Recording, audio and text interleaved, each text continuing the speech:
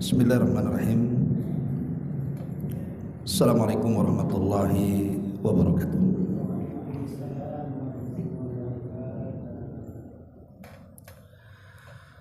Alhamdulillah wassalatu wassalamu ala rasulillah wa ala alihi wa sahbihi wa mawalah wa la hawla wa la quwata illa billahi wa ba'du. Alhamdulillah, segala puja dan puji hanya milik Allah subhanahu wa ta'ala. Salawat dan juga salam teraturkan kepada Rasul kita Nabi besar Muhammad sallallahu alaihi wa ala alihi wasallam. Alhamdulillah, di malam hari ini kembali bisa duduk di Masjid Al-Fajri, tentu dalam rangka untuk bertolabul ilmi. Dan pembahasan di malam hari ini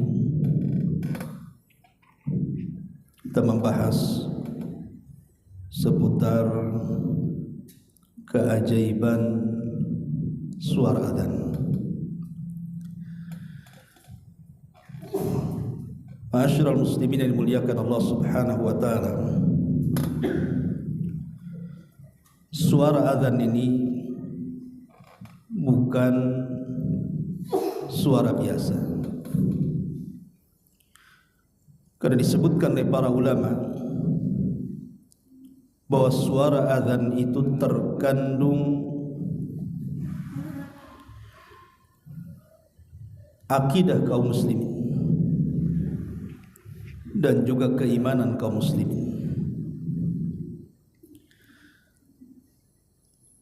Makanya kalau kita melihat bagaimana sikap Nabi sallallahu alaihi wasallam ketika mendengar suara adzan, diceritakan oleh Ummul Mukminin Aisyah radhiyallahu anha, Nabi sallallahu alaihi wasallam itu kalau mendengar suara adzan maka seolah-olah dia tidak mengenal istri-istri, karena langsung keluar menuju panggilan adzan. Bahkan dikisahkan dalam riwayat yang lain, Nabi SAW terbiasa tidur separuh malam atau 2/3 malam dan bangun di akhir malam. Kemudian Nabi SAW terkadang berbaring sejenak, tapi kalau dia mendengar suara adzan subuh, maka beliau seolah-olah terperanjat kemudian langsung menuju suara adzan. Itulah petunjuk Nabi SAW, karena kita tahu bahwa suara adzan itu bukan suara biasa. Makanya ketika Allah subhanahu wa ta'ala berfirman, wa man ahsanu qawlan mimman da'a ilallah, siapakah yang lebih indah suaranya dibandingkan orang-orang yang menyeru manusia ke jalan Allah subhanahu wa ta'ala. Ahli tafsir mengatakan bahwa ayat ini turun kepada para muadzin, kepada orang-orang yang menyuarakan adzan, bahwa tidak ada suara yang lebih indah dibandingkan mereka. Maksudnya di sisi Allah subhanahu wa ta'ala, ya. Kalau di sisi manusia macam-macam, ada yang suka dengan adzan, ada yang tidak suka, kan begitu. Kadang-kadang ada yang mengeritik pula, ngapain orang itu jadi muadzin, suaranya falas katanya. Mungkin di hadapan manusia, tapi di hadapan Allah subhanahu wa ta'ala suara para muadzin itu adalah ahsanu qaulan, seindah-indah suara. Ma'asyiral muslimin yang dimuliakan Allah subhanahu wa ta'ala, Al-Imam Al-Qurtubi rahimahullahu ta'ala, yang dinukilkan oleh Al-Hafidz Ibnu Hajar Al-Asqalani, beliau mengatakan bahwa ada beberapa perkara kenapa azan itu disyariatkan. Pertama, dukhulul waktu, untuk menunjukkan masuk waktunya salat. Kemudian yang kedua, ad-du'a'u ilal jama'ati, seruan manusia untuk berkumpul atau bersatu. Dan yang ketiga, makanatus salat, menjelaskan tentang kedudukan salat. Dan yang terakhir, idharus syairil Islam, azan itu dalam rangka menampakkan syiar-syiar Islam. Makanya Nabi SAW apabila menyerbu sebuah kaum, Nabi itu kalau menyerbu sebuah kaum maka menyerbu biasanya di waktu subuh. Kalau dia mendengar suara azan di kaum yang akan diserbunya, maka Rasul tidak akan jadi menyerbu kaum itu, menunjukkan bahwa kaum itu adalah kaum yang sudah beragama Islam. Tapi kalau tidak terdengar suara azan, maka Rasul akan menyerbunya. Dari sini sebagian para ulama mengatakan bahwa perbedaan negara Islam dengan negara kafir itu adalah suara azan. Jadi kalau di sebuah negara itu azan bersahut-sahutan, berarti negeri itu negeri Islam. Tapi kalau seandainya tidak ada suara azan di negeri itu, berarti negeri itu negeri kafir. Itulah sampai kemudian azan itu dijadikan syiar dari syiar-syiar Islam. Ma'asyiral muslimin yang dimuliakan Allah Azza wa Jalla, Umar bin Khattab radhiyallahu anhu saat tertusuk oleh seorang Abu Lulu al-Majusi. Umar itu kan meninggal sebabnya karena ditusuk oleh seorang Majusi. Jadi saat Umar menjadi imam salat di waktu subuh, Abu Lulu al-Majusi ini pura-pura salat di belakang Umar bin Khattab. Karena masjid di zaman itu kan gelap, lain di zaman sekarang kan nampak orang-orang yang salat di belakang itu. Tapi di zaman itu namanya masjid gelap kan tidak tahu orang salat di belakang itu siapa. Lah Abu Lu'lu ini berpura-pura salat di belakang Umar. Setelah rakaat pertama, kemudian masuk ke rakaat kedua, tiba-tiba dia mengeluarkan pisaunya yang sudah dilumuri racun.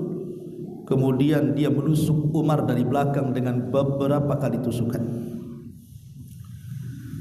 Dan Umar pun tidak sempat melanjutkan salatnya karena darah mengalir cukup banyak.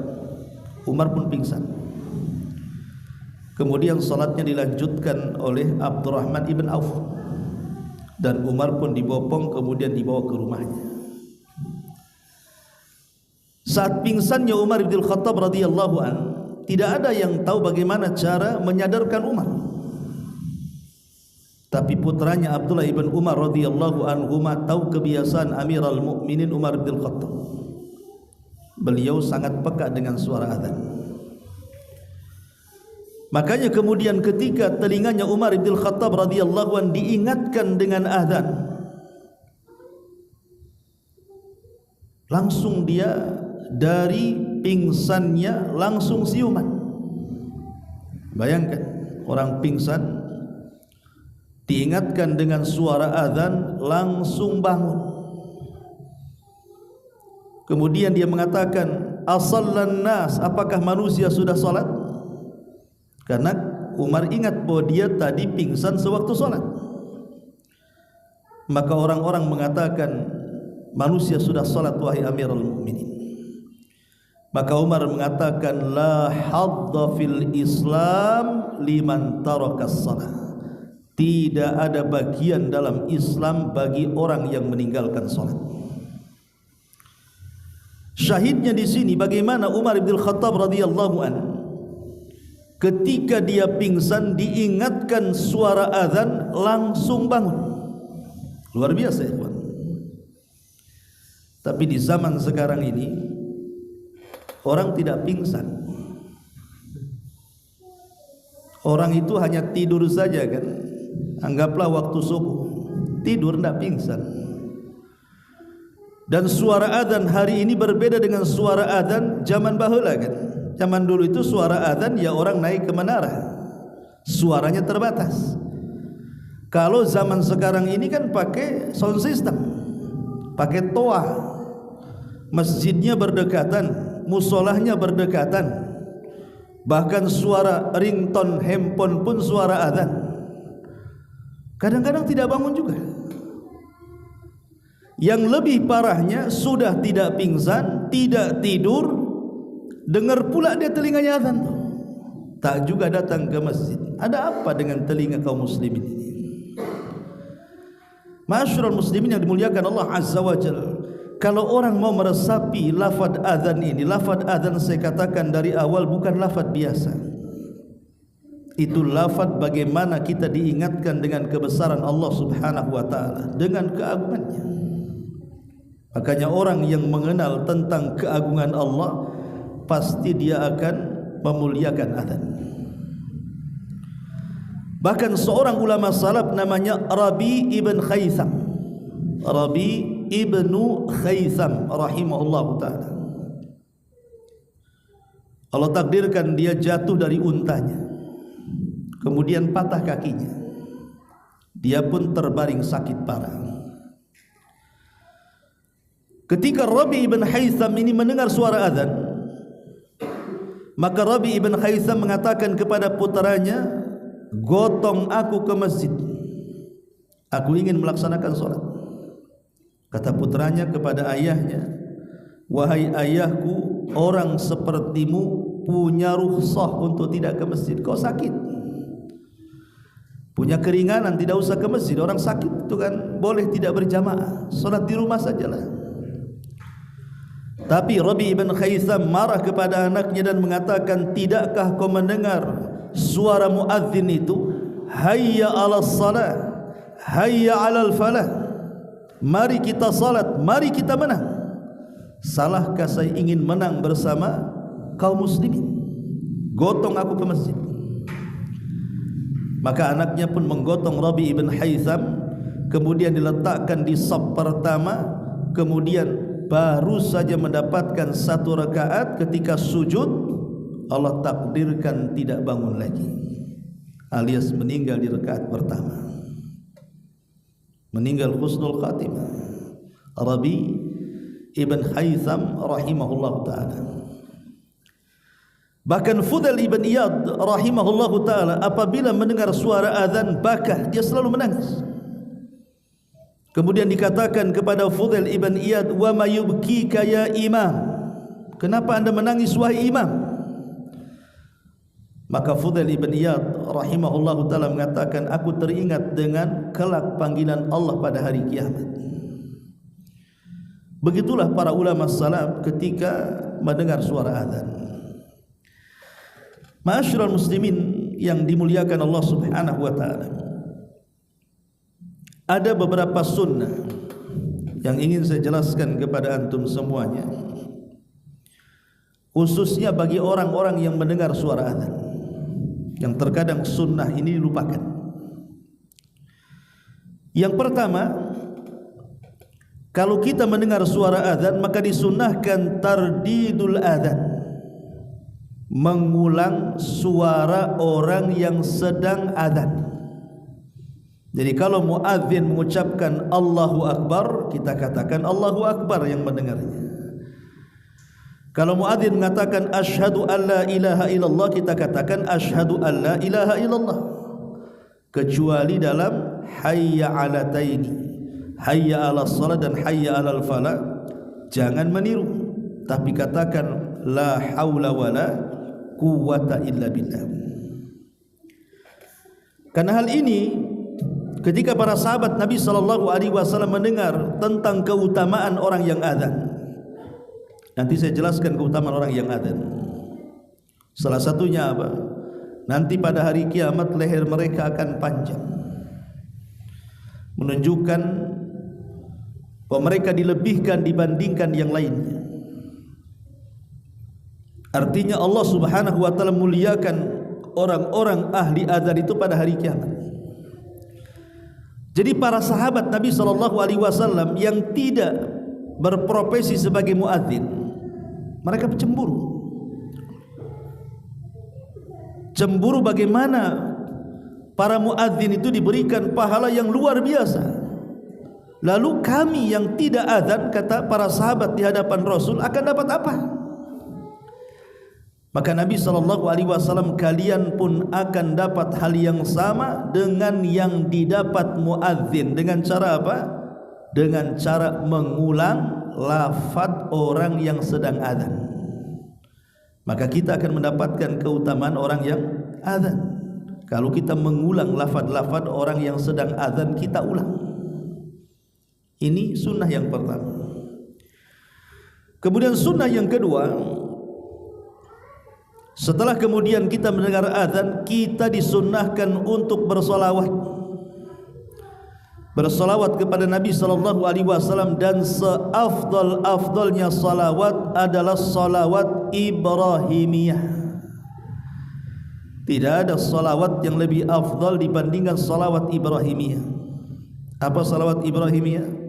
Salawat yang antum baca dalam tasyahud itu. Allahumma salli ala Muhammad wa ala ali Muhammad kama sallaita ala Ibrahim wa ala ali Ibrahim innaka Hamidum Majid. Allahumma barik ala Muhammad wa ala ali Muhammad kama barakta ala Ibrahim wa ala ali Ibrahim innaka Hamidum Majid. Itu disebut salawat Ibrahimiyah. Inilah salawat terafdal. Kalau antum ingin bersalawat, ambil salawat ini. Ini salawat yang paling afdal. Jadi selepas mendengar suara azan, langsung kita bersalawat.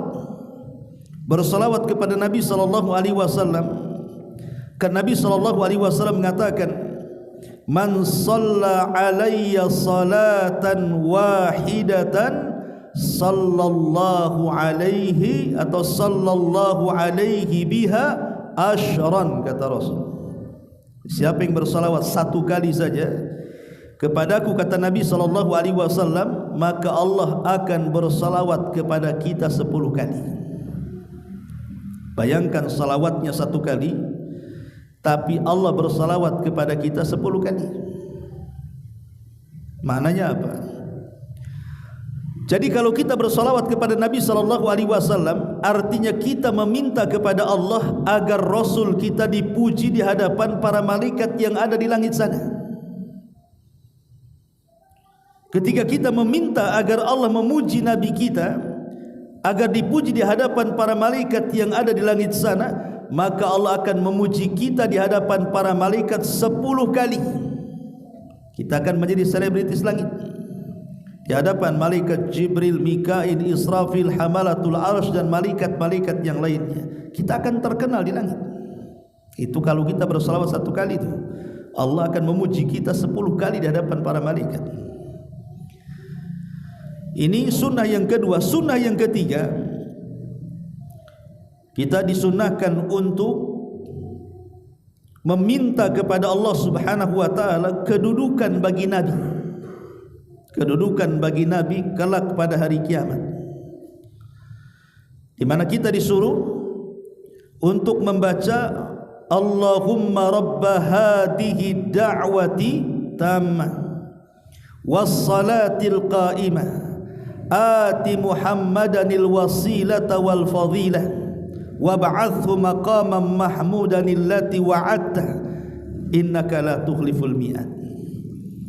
Ini doa di mana kita meminta kepada Allah Subhanahu wa taala kedudukan yang mulia bagi Nabi kita. Dan siapa yang membaca kalimat ini atau doa ini, apa kata Nabi SAW? Halat lahu syafa'ah yaumal qiyamah. Maka dia akan mendapatkan syafaat Nabi SAW pada hari kiamat. Jadi doa azan itu jangan diremehkan. Itu sebab kita mendapatkan syafaat namanya. Karena nanti pada hari kiamat itu yang menyelamatkan kita cuma 2 saja. Pertama syafaat, dan yang kedua rahmat. Orang kalau mendapatkan syafaat selamat dia, tapi tidak semua orang dapat syafaat.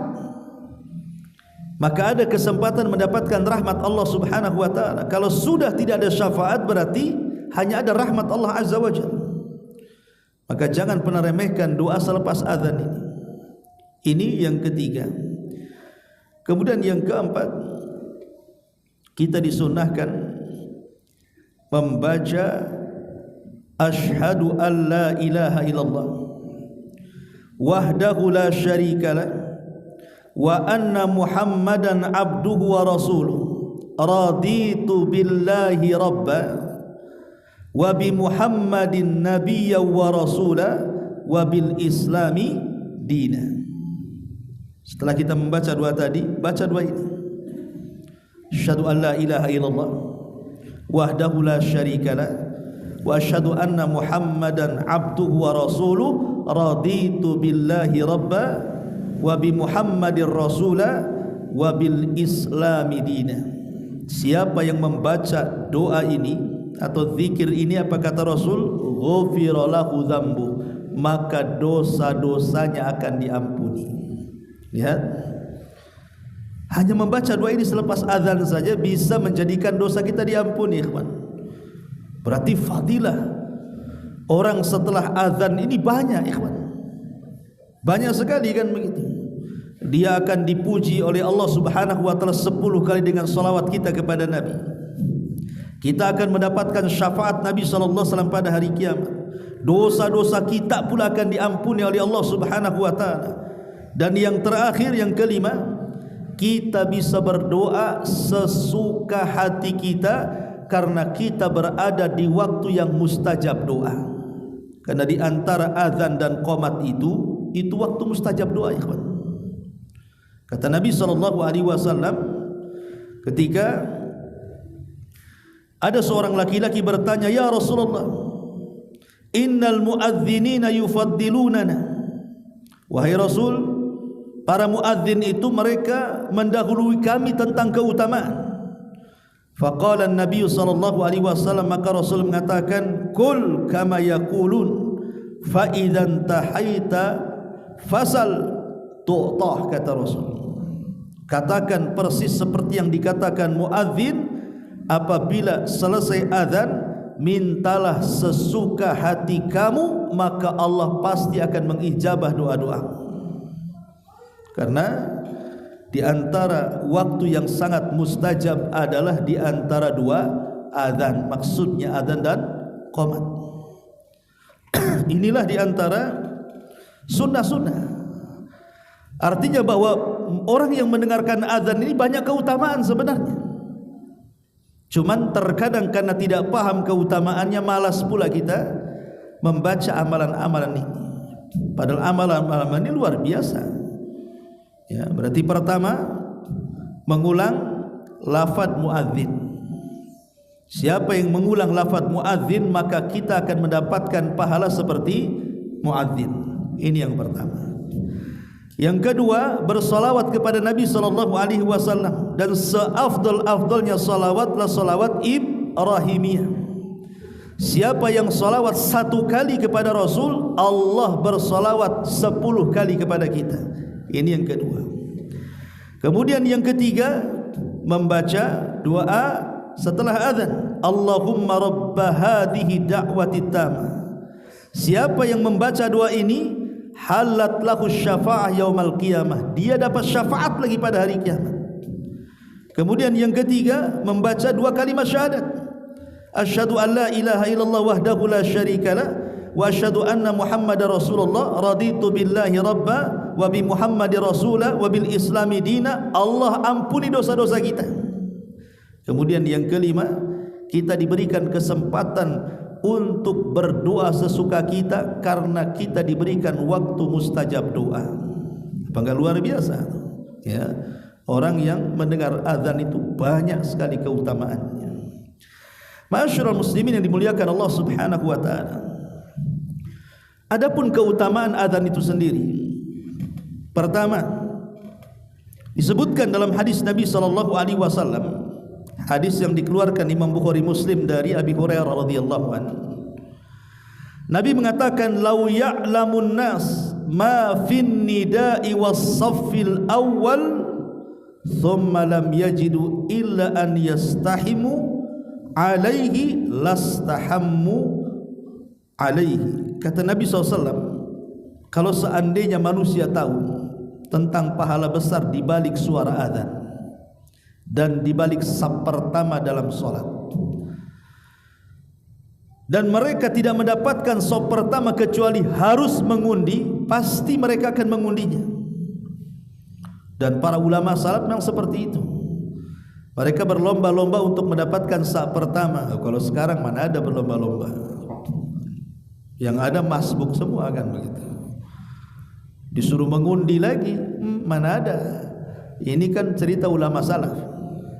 Makanya Rabi ibn Haytham yang tadi saya kisahkan biografinya sedikit, itu 40 tahun dia sudah di saf pertama sebelum azan dikumandangkan sampai meninggal.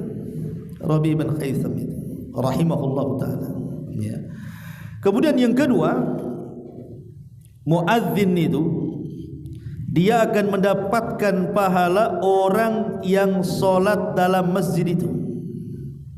Jadi sebanyak orang yang solat di masjid itu, maka pahala mereka akan diberikan kepada tukang azan tanpa mengurangi pahala orang solat sedikit pun. Dalam hadis Nabi SAW mengatakan, al-muadzinu yughfar lahu mada sautihi wa ajruhu mithlu ajri man shalla ma'ahu. Orang yang mengumandangkan azan akan diampuni dosanya sejauh suara yang dilantangkannya. Makin lantang, makin jauh suaranya, makin banyak dosa yang dihapuskannya. Dan dia akan mendapatkan pahala sebanyak orang yang sholat bersama dia. Kan enak muazzin itu. Ya bayangkan ya. Jangan remehkan itu profesi muazzin itu. Jadi kalau satu masjid ini yang sholat sampai 100 orang, berarti muadzin mendapatkan pahala 100 orang. Makanya berlomba-lomba untuk menjadi muadzin. Kan itu. Jadi lihat bagaimana suaranya. Makanya suaranya diambil yang paling lantang. Di zaman Nabi SAW muadzin Rasul ada berapa? Ada 4. Muadzin Rasul itu ada 4.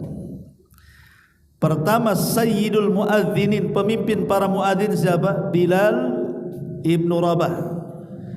Dia menjadi muadzin di Masjid Nabawi, Madinah. Kemudian yang kedua, Abdullah ibnu Ummi Maktum. Orangnya buta, tapi dia pakar Quran. Abdullah ibnu Ummi Maktum itu orang buta pakar Quran, tetapi dimuliakan karena memiliki suara. Dia menjadi wakil Bilal dan menjadi muadzin di Masjid Nabawi. Kemudian yang ketiga, Abu Mahdhurah. Abu Mahdhurah itu sahabat yang diajarkan lafaz taswib, as-salatu khairun minan naum, ketika adzan subuh. Itu namanya Abu Mahdhurah. Dia seorang muadzin di zaman Rasul, dan Rasul menempatkan untuk menjadi muadzin di Masjidil Haram di Mekah. Kemudian yang keempat ada namanya Sa'ad Al-Qaradi. Sa'ad Al-Qaradi ini mantan budak yang dimerdekakan oleh Ammar ibn Yasir. Dan Ammar ibn Yasir ini keluarganya adalah orang yang mati syahid pertama dalam Islam. Ibunya Sumayyah dan ayahnya Yasir dibunuh Abu Jahal. Dan kedua orang tuanya adalah orang yang pertama syahid dalam Islam. Putranya namanya Ammar, punya budak yang dimerdekakan namanya Sa'ad Al-Qaradi. Nah, Sa'ad Al-Qaradi ini dijadikan muadzin oleh Nabi SAW di Masjid Quba. Dan Masjid Quba itu masjid yang pertama dibangun Nabi sebelum membangun Masjid Nabawi. Rasul hijrah dari Mekah ke Madinah, singgah di Quba. Kemudian Rasul membangun Masjid Quba, itulah masjid yang pertama dibangun. Kemudian setelah 3 hari Nabi sudah hanya meletakkan pondasinya, kemudian dilanjutkan oleh penduduk Quba. Baru Rasul kemudian pindah ke kota, kemudian membangun Masjid Nabawi. Lah di Masjid Quba ini Nabi SAW meletakkan Sa'ad Al-Qaradi menjadi muadzin, dan empat-empatnya memiliki suara lantang.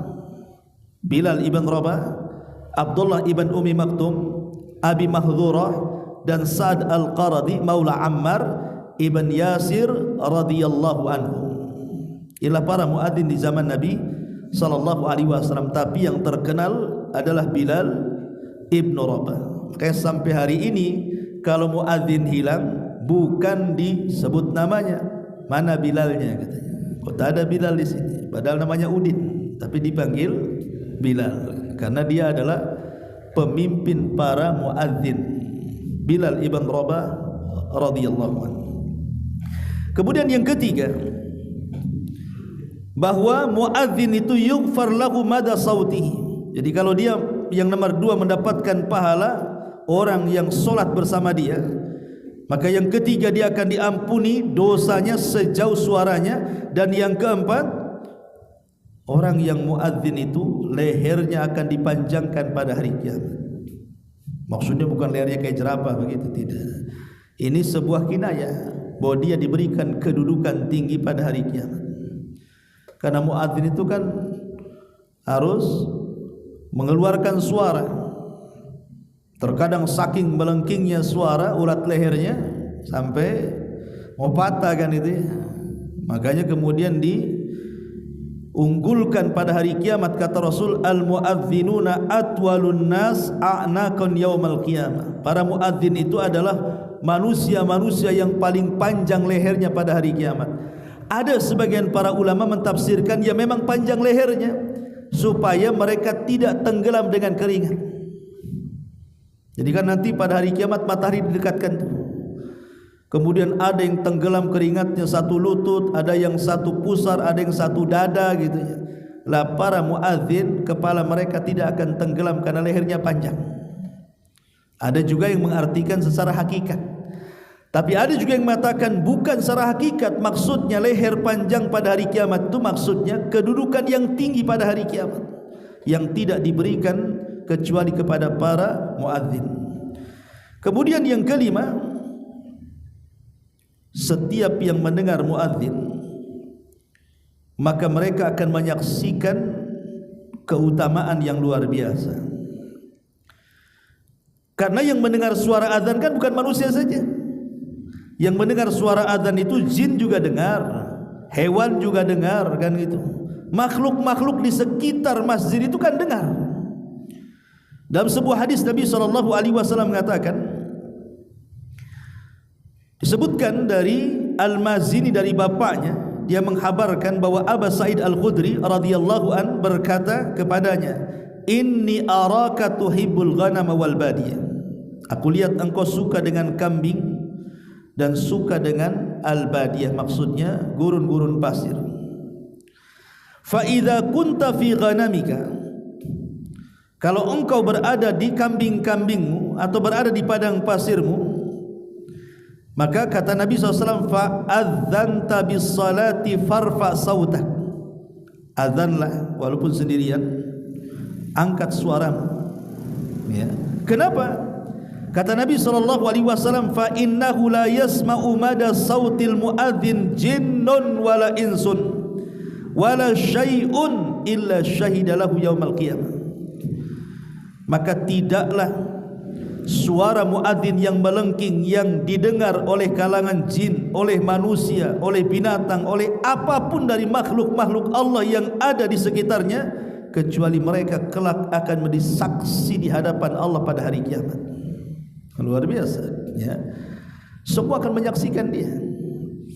Jadi para muadzin ini luar biasa pahala mereka, karena yang menyaksikan di hadapan Allah itu bukan manusia saja, jin akan menyaksikan dia, kemudian binatang-binatang akan bersaksi untuk dia, bahkan makhluk-makhluk yang lainnya pun akan bersaksi untuk dia. Termasuk juga suara muadzin ini memiliki kekuatan karena sanggup mengusir setan ya. Walaupun mungkin yang muadzin ini sudah tua, sudah renta, tak sanggup jalan, mungkin didorong saja jatuh, Tapi ketika dia azan, maka suara azannya itu memiliki kekuatan yang luar biasa, bisa menghantam syaitan. Makanya dalam sebuah hadis Rasul mengatakan, idza nudiya lis-salati adbar asy-syaitan wa la huduratun hatta la yusma'ul adzan. Apabila dikumandangkan azan, maka syaitan akan lari terbirit-birit sambil mengeluarkan durat. Durat itu kentut yang meledak, itu namanya durat. Kalau kentut yang tak bersuara namanya fusa dalam bahasa Arab. Siapa yang kentut ini? Tak ada baunya, tak ada suaranya. Dalam bahasa Arab fusa disebut, karena tak berbunyi tapi bau, kan gitu ya. Tapi kalau terdengar ledakan, itu disebut durat namanya. Dan biasanya orang yang kentut sambil mengeluarkan suara ledakan itu karena ketakutan yang bersangatan, ikhwan. Orang kalau bertakutan bersangatan itu bisa kentut. Lah setan itu saking takutnya dengan suara azan itu sampai lari terkentut-kentut, gitu maksudnya, dengan suara azan itu. Makanya kata Nabi mengatakan wala hudhuratun. Sampai mana setan lari? Sampai tidak dengar lagi suara muadzin. Tak sampai mana? Artinya kalau sampai suara muadzin lewat corong sini sampai ke mana itu, sampai ke Tiban dari sini, ya sampai Tiban sana lah dia lari. Pokoknya sampai betul-betul enggak dengar lagi. Masalahnya kan suara muadzin di mana-mana, apakah setan? Stres setan. Dia dengar suara sini, lari ke sana, dengar pula suara azan di sana. Ya, kemana? Terpaksa dia lari ke hutan Jabal Uhud sana, biar gak dengar. Ya. Artinya bahwa bagaimana setan ini takutnya dengan suara azan. Tapi faida kudiyal azan, kalau selesai muadzin mengumandangkan azan akbal, datang lagi dia, nah kapok-kapok. Ya. Faida thuwiba biha adbar, kalau qomat lari lagi dia. Tapi kalau selesai qomat datang lagi dia.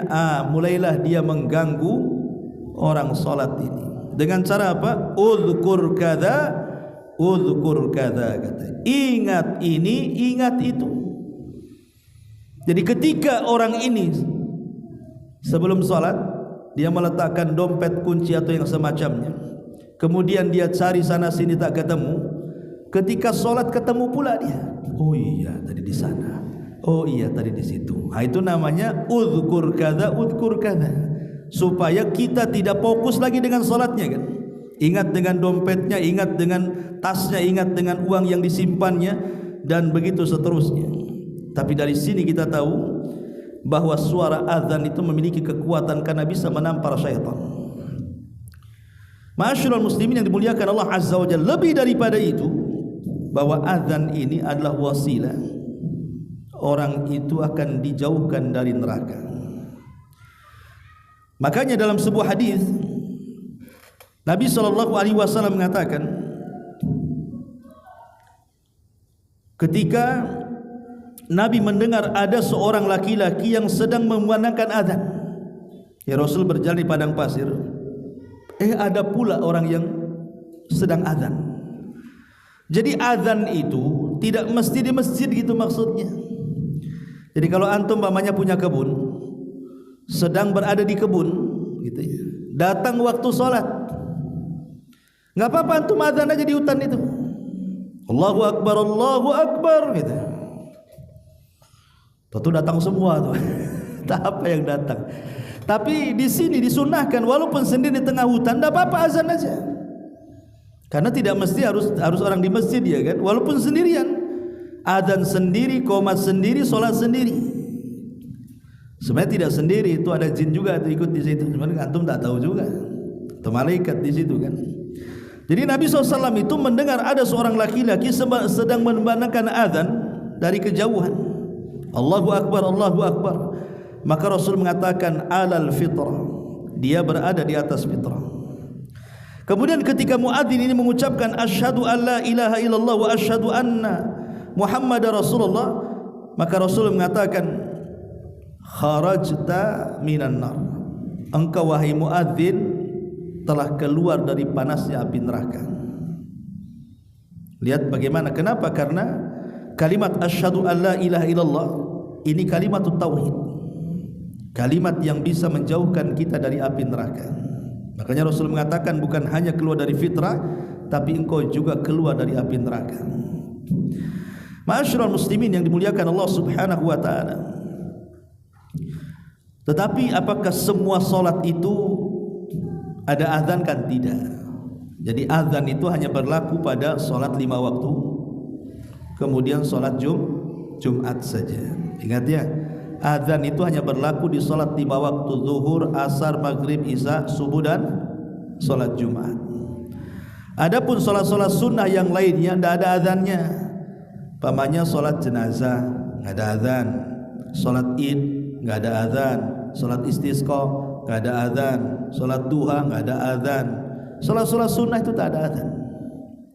Ada di sana panggilan lain, tapi bukan seperti lafaz azan. Seperti namanya kalimat as-salatul jami'ah. As-salatul jami'ah yang Nabi SAW isyaratkan dalam salat gerhana. Jadi kalau seandainya ada gerhana, maka muadzin langsung ambil mic, kemudian memanggil orang dengan kalimat as-salatul jami'ah. Ambil mic, as-salatul jami'ah. Nanti orang datang. Itu ketika terjadi gerhana, bukan azan. Ya, itu pengganti azan seperti itu. Jadi azan itu hanya berlaku di salat 5 waktu dan salat Jumat saja.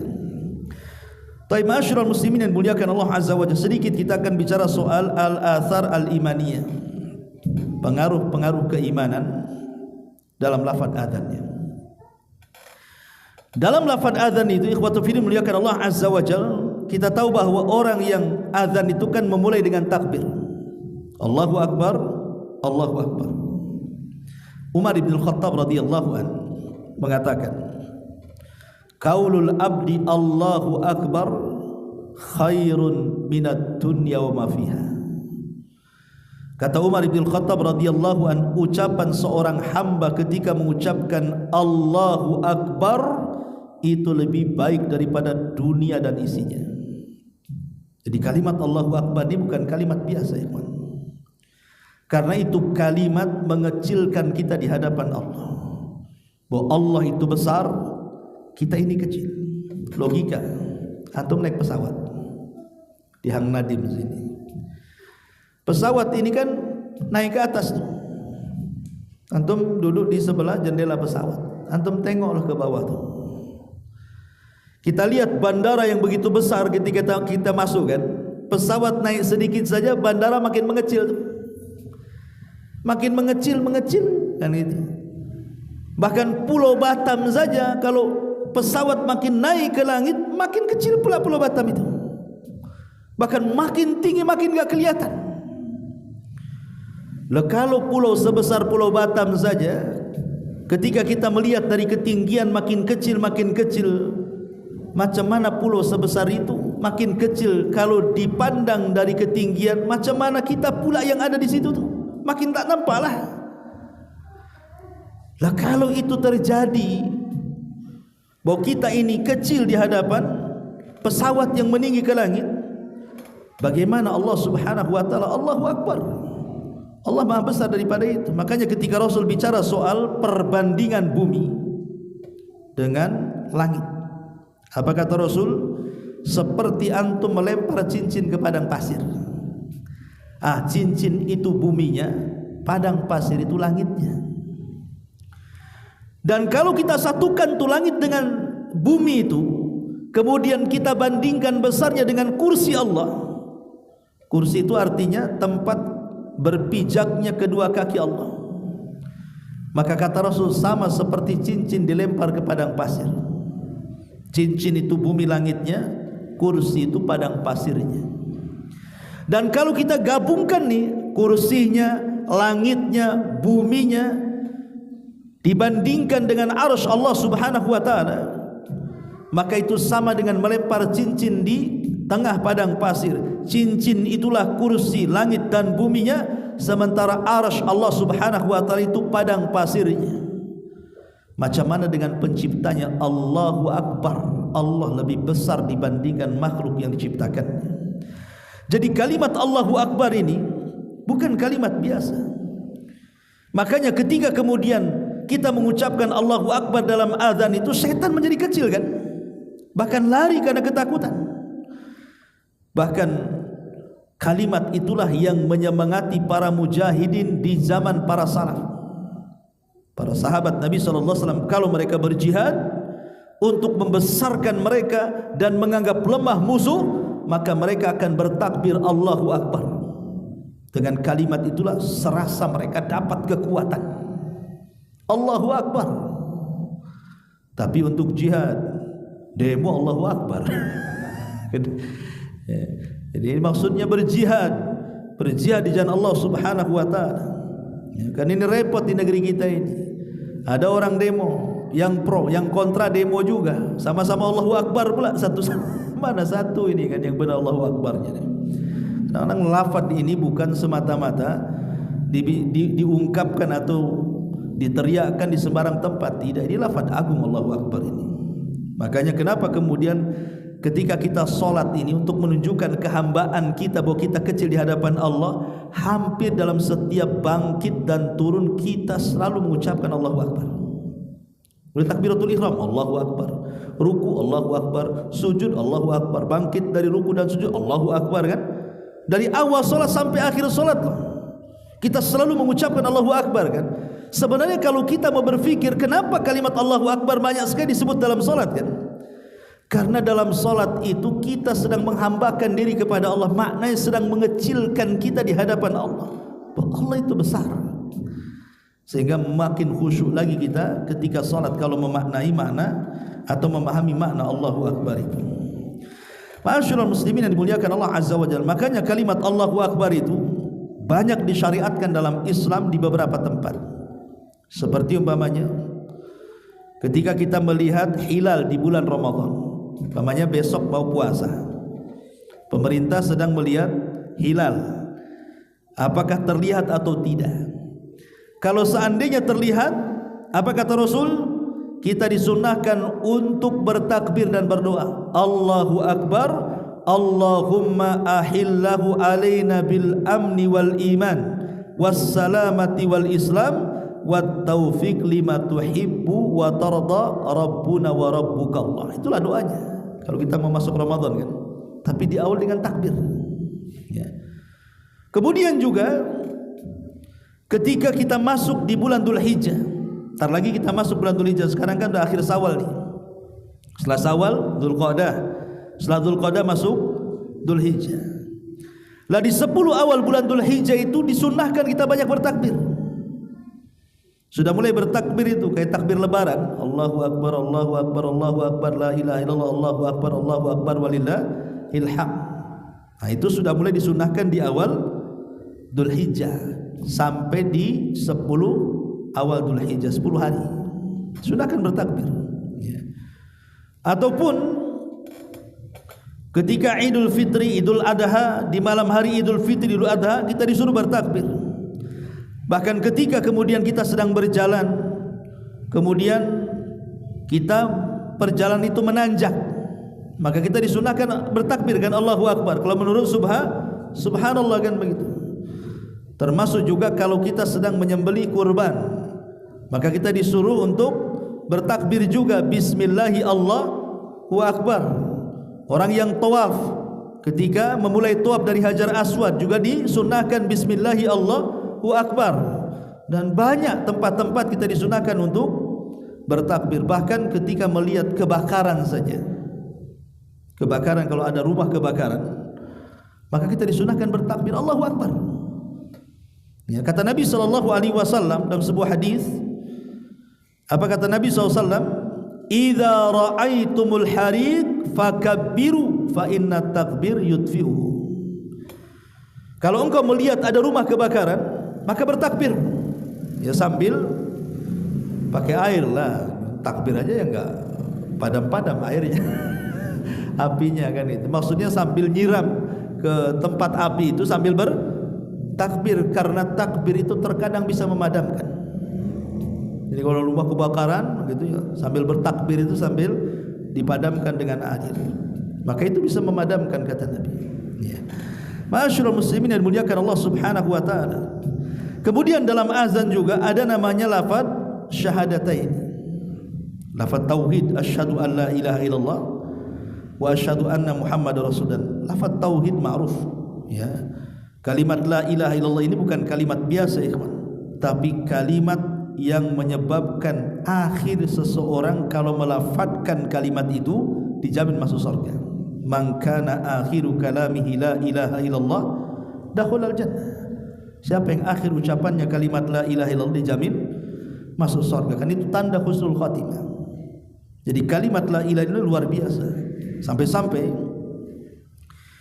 disebutkan dalam perkataan yang indah dari Al-Imam Ibnul Qayyim rahimahullahu taala. Apa kata beliau? Ma dufi'at syada'idud dunya bimithli tauhid wa da'watu dhinnun allati ma da'a biha maqrubun illa farrajallahu qurbahu bit tauhid. Tidaklah kesulitan-kesulitan dunia bisa dihadapi seperti menghadapi kesulitan itu dengan tauhid. Dan dengan doanya Nabi Yunus alaihi salatu wassalam, di mana seseorang berdoa dengan doanya Nabi Yunus dalam kondisi sulit, pasti Allah Subhanahu wa taala akan lapangkan keadaannya. Orang yang bertauhid itu, ikhwan, tidak akan susah hidupnya. Kenapa orang itu bisa susah menghadapi masalah? Karena tidak ada tauhid dalam hatinya. Contoh saja umpamanya, salah satu bentuk tauhid adalah tawakal.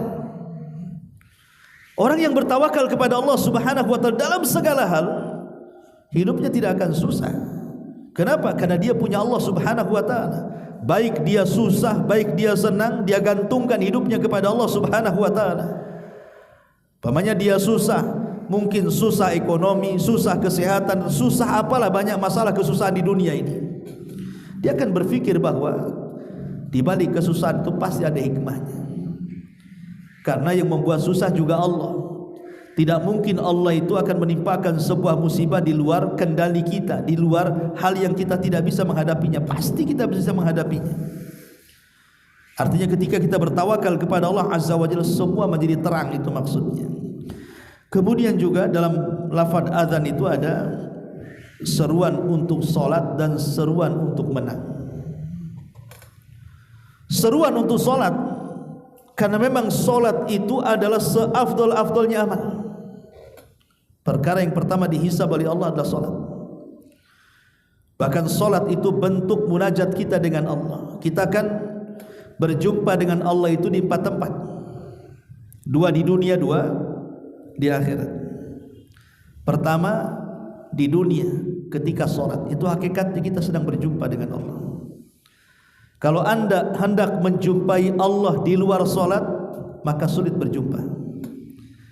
Tapi kalau ingin berjumpa dengan Allah, solat. Disitulah perjumpaan kita dengan Allah.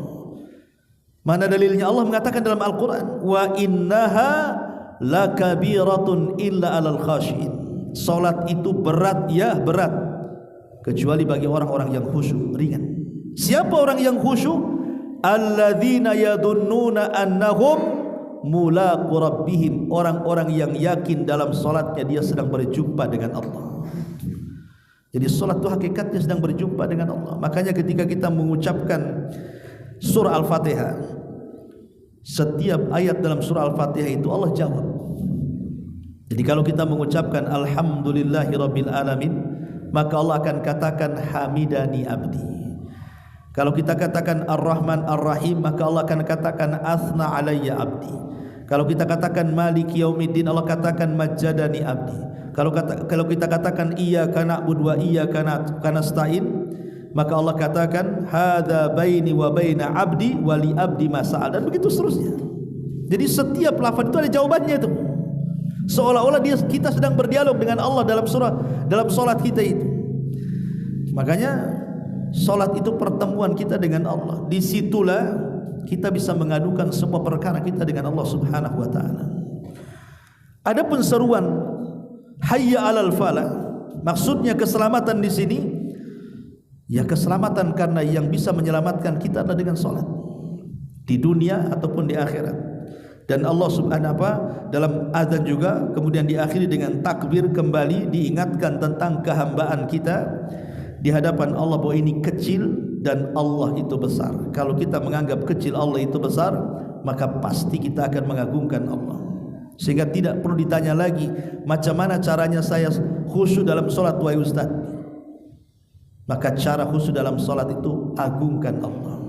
Kalau kita sudah bisa mengagungkan Allah, maka tidak perlu bertanya bagaimana cara khusyuk dalam solat. Nanti khusyuk dengan sendirinya. Kalau orang mampu mengagungkan Allah subhanahu wa ta'ala. Wallahu a'lam bishawab. Inilah diantara faedah dari suara muadzin dan manfaatnya. Subhanallah bihamdika asyhadu an la ilaha illa anta astaghfiruka wa atubu ilaik. Allahu ta'ala alam.